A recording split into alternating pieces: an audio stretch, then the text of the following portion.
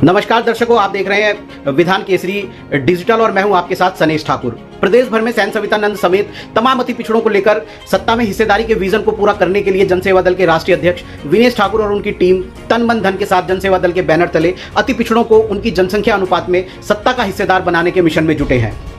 उत्तर प्रदेश के हर जिले में विनेश भैया संगठन की मजबूती के लिए दिन रात लगे हुए हैं ताकि अपने समाज समेत समस्त अति पिछड़ों को उनके अधिकार दिला सके। इसी कड़ी में शनिवार को Gokul Atithi Bhawan Gorakhpur university road civil lines Gorakhpur में जनसेवा दल की एक विशाल जनसभा का आयोजन किया गया, जिसमें विनेश ठाकुर प्रधान संपादक विधान केसरी एवं संस्थापक जनसेवा दल ने बतौर मुख्य अतिथि शामिल होकर समाज के लोगों को सत्ता में हिस्सेदारी के लिए जागरूक किया।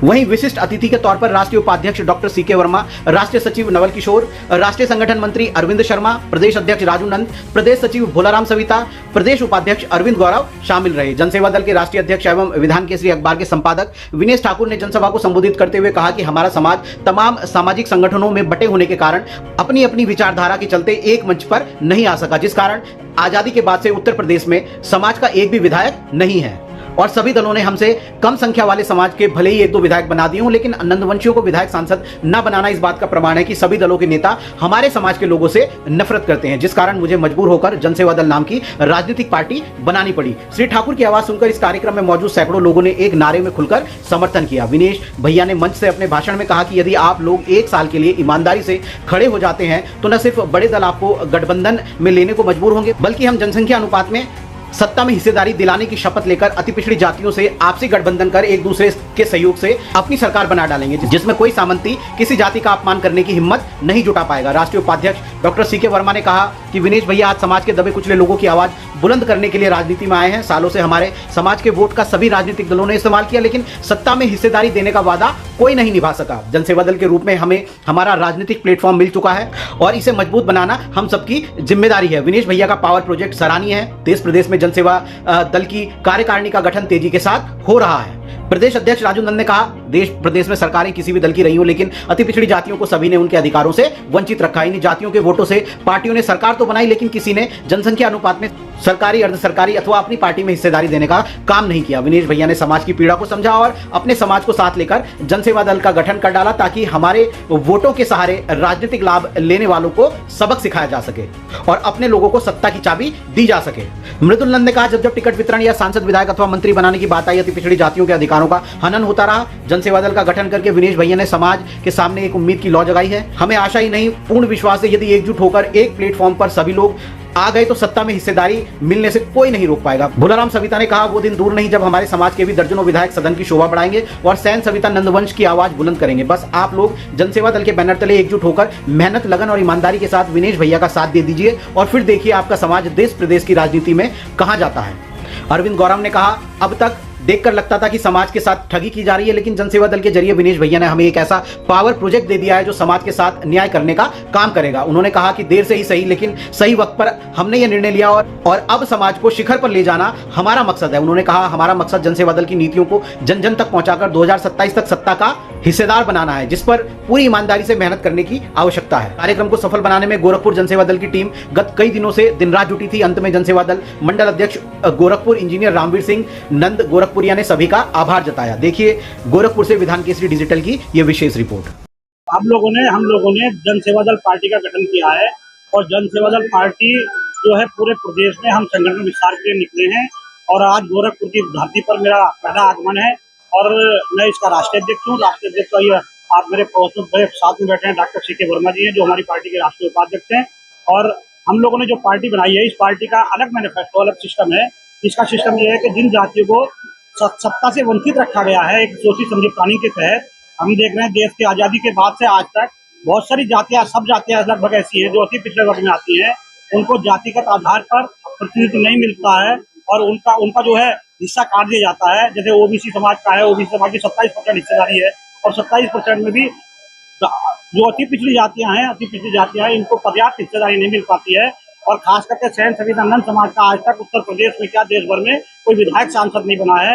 एक विधायक इस बार बने हैं कोई किसी राज्य से, लेकिन हमारे उत्तर प्रदेश में आज तक कोई विधायक सांसद नहीं बन सका है। तो इस बात के लिए मैंने ये नेतृत्व करते हुए, क्योंकि मैं सैन सवितानंद समाज से आता हूँ और नंद समाज का होने के नाते मैंने इस घर को बनाया है जनसेवा दल के नाम से और जनसेवा दल के नाम से घर को बना करके इसमें जो वंचित जातियां हैं, जो भी वंचित जातियां सत्ता से हिस्सेदारी में वंचित रखी गई हैं, क्योंकि सीधा सीधा मकसद मेरा है कि जाके पैर में फटी विवाही वो क्या जाने पीर पर आई।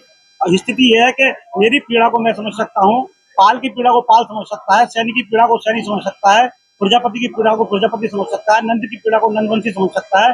लेकिन दिक्कत क्या है कि इन लोगों का प्रतिनिधित्व हाउस के अंदर, सदनों के अंदर नहीं होता है।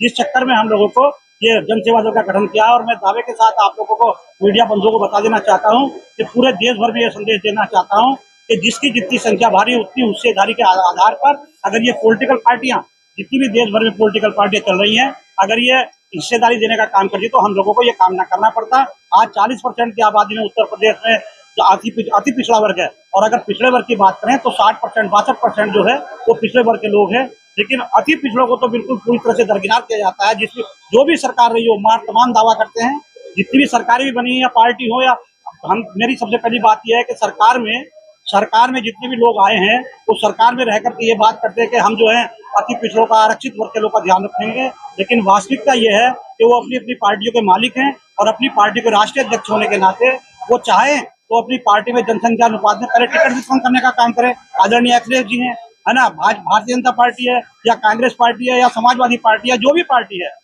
पार्टी है, आज तक किसी ने ये नहीं देखा कि ये सैन सवितानंद समाज के लोग 3% की आबादी में रहते हैं, पाल प्रजापति सैनिक कश्यप समाज के लोग, सैनिक समाज का तो 7-8% वोट, 8% वोट है, और प्रजापति समाज की यही स्थिति है, विश्वकर्मा समाज की यही स्थिति है कि उनका एक MLC कभी बना दिया, भीख दे दी जाती है, उसके अलावा उनको टिकट देकर के चुनाव नहीं लड़ा जाता है। इसलिए ये जन सेवा दल का गठन मुझको करना पड़ा। और मैं दावे के साथ कहता हूँ 2027 के चुनाव में 403 विधानसभा में हम लोग पाल प्रजापति सैनिक कश्यप समाज के और अति पिछड़े वर्ग के समस्त लोग इकट्ठा होकर के ये अपनी सरकार बनाने का काम करेंगे। और हम एक दूसरे को सपोर्ट करेंगे। हमारा फंडा है कि हम प्रजापति को सपोर्ट करेंगे, प्रजापति हमको सपोर्ट करेंगे। जो भी वंचित जातियां हैं, चाहे उसमें कोई भी जाति हो देश में रहने वाली, वो जो भी जाति होगी उस जाति के लिए हम जनसंख्या अनुपात में हिस्सेदारी देने का काम करेंगे। मैं ये अपनी बात समाप्त करता हूँ। अभी हमारे डॉक्टर CK वर्मा जी हैं, ये कुछ कहना चाहेंगे। 27 में गठबंधन में भी आप लोग रहेंगे क्या? हाँ, नहीं, गठबंधन में नहीं, अभी तो हमारा स्थिति पता चलेगी। हम गठबंधन में तब रहेंगे, हम तो अपने बल पे निकले हैं। हम जो हैं, हम जातियों से गठबंधन निकले हैं, किसी पार्टी से गठबंधन करने नहीं निकले हैं। हमारा मकसद केवल जातियों से गठबंधन करना है। जिसको हिस्सा ना मिला हो हमारे साथ आए और हम उसको हिस्सा देने का काम करेंगे। अगर कोई पार्टी जो आप बोल रहे हैं, जो ने आपने किया है, अगर उनको टिकट देती है तो क्या वहाँ पे आपके कैंडिडेट खड़े होंगे? क्या? अगर OBC या जो पिछड़े समाज के लोग कोई पार्टी अगर टिकट देती है तो उस सीट पर आप अपने पार्टी के हम अपनी पार्टी का कैंडिडेट उतारेंगे। हम जो है जन सेवा दल अलग पार्टी है। हमारा मकसद ये है कि हम अब किसी पार्टी से भीख नहीं मांगेंगे। अब हम भिखारी नहीं है, अब हम टिकट देने वाले बनेंगे। हमने टिकट देने वाला बनने का निर्णय लिया है और हम टिकट बांटने का काम करेंगे। अब हम ज्ञापन खेलने का काम नहीं करेंगे। अब हम किसी पार्टी को ज्ञापन नहीं सौंपेंगे, किसी सरकार को ज्ञापन नहीं देंगे। हम ज्ञापन लेने वाले बनने का काम करेंगे और ज्ञापन देने वाले बन करके रहेंगे। ये हमने शपथ ली है। अभी आपने कहा कि अगर कोई इस तरह से हो गया तो एक समाज के दूसरे समाज को हम लोग सपोर्ट करेंगे। हम लोग जाति से गठबंधन करेंगे, हम लोग पार्टी से गठबंधन नहीं करेंगे। हम एक दूसरे को सपोर्ट कर करके अपने विधायक सांसद बनाने का काम करेंगे। इसलिए जन सेवा दल का गठन किया गया।